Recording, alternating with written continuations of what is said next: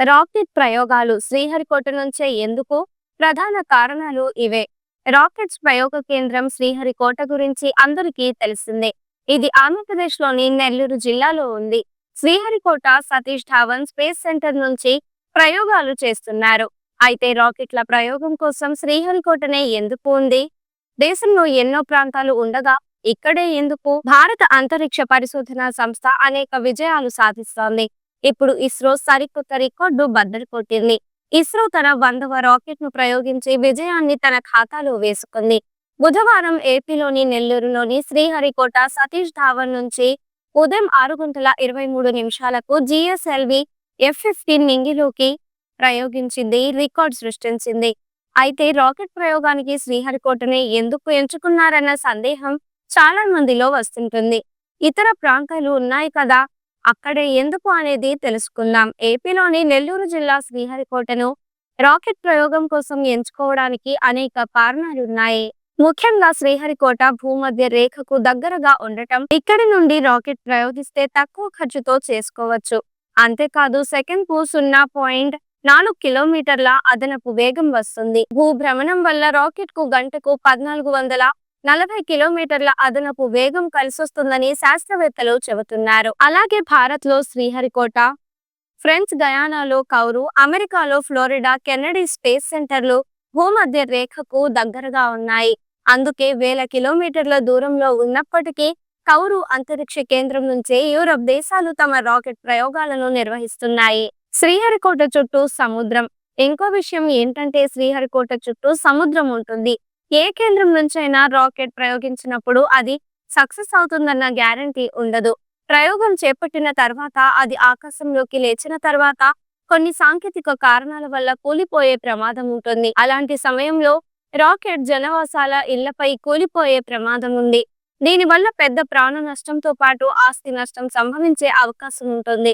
శ్రీహరికోట చుట్టూ సముద్రం ఉన్నందున ఏదైనా సాంకేతిక కారణాల వల్ల రాకెట్ కూలిపోతే సముద్రంలో పడిపోతుంది. దీనివల్ల ఎవరికి ప్రాణ నష్టం గాని, ఆస్తి నష్టం గాని సంభవించే ఆస్కారం ఉండదు. అందుకే సముద్రం సమీపంలోనే శ్రీహరికోట ఉండడంతో దీనిని రాకెట్ ప్రయోగ కేంద్రంగా ఎంచుకున్నారు. ప్రయోగాలకు వాతావరణం అనుకూలంగా. ఏ ప్రయోగం చేపట్టినా ముందుగా వాతావరణం అనుకూలంగా ఉండాలి. అప్పుడే రాకెట్ ప్రయోగం విజయవంతం అవుతుంది. అలాగే రాకెట్ ప్రయోగం చేపట్టే ప్రాంతంలో ఎక్కువ వర్షపాతం ఉండకూడదు. అలా ఉన్న ప్రయోగాలు సక్సెస్ కాలేవు. అంతేకాదు ఎండలు కూడా ఎక్కువగా ఉండకూడదు. శ్రీహరికోటలో ఏడాది పొడుగునా సాధారణ వాతావరణమే ఉంటుంది. వర్షాలు గాని, ఎండలు గాని ఎక్కువ ఉండవు. కేవలం అక్టోబర్, నవంబర్ నెలలో మాత్రమే భారీ వర్షాలు కురుస్తాయి. మిగతా నెలలో తక్కువ వర్షాలే ఉంటాయి. మిగతా 10 నెలల్లో ప్రయోగాలకు అనుకూలమే. దృఢమైన భూమి.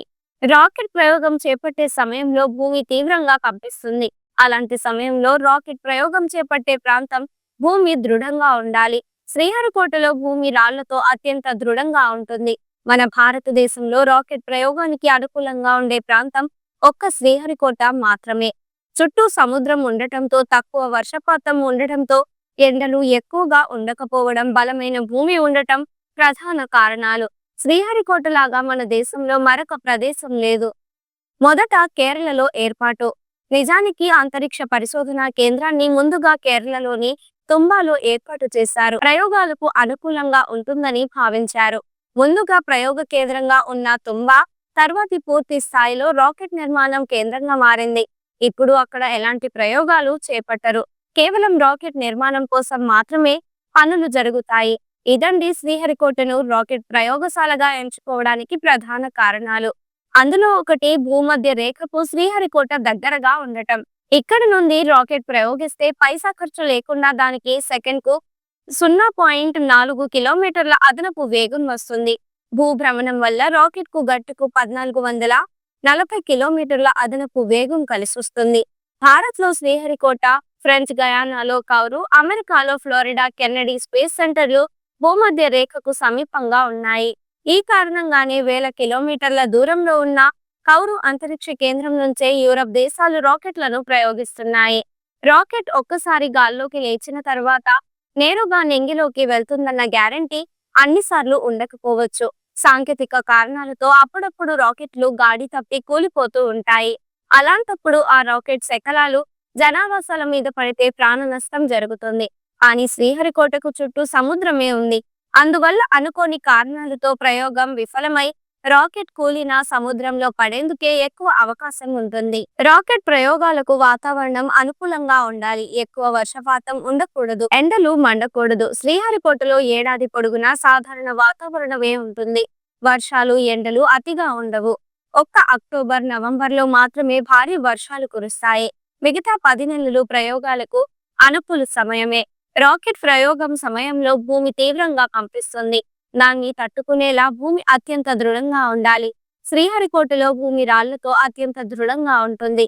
నిజానికి అంతరిక్ష పరిశోధన ప్రయోగ కేంద్రాన్ని మొదట కేరళలోని తుంబాలో ఏర్పాటు చేశారు. తొలుత రాకెట్ల ప్రయోగ కేంద్రంగా ఉన్న తుంబా తర్వాత పూర్తి స్థాయి రాకెట్ నిర్మాణ కేంద్రంగా మారింది. ఈ వీడియో మీకు నచ్చినట్లయితే లైక్ చేయండి. మరికొన్ని లేటెస్ట్ న్యూస్ కోసం వెంటనే మన ఛానల్ ను సబ్స్క్రైబ్ చేయండి. ఈ వీడియోపై మీ అభిప్రాయాన్ని కామెంట్ రూపంలో తెలియజేయండి.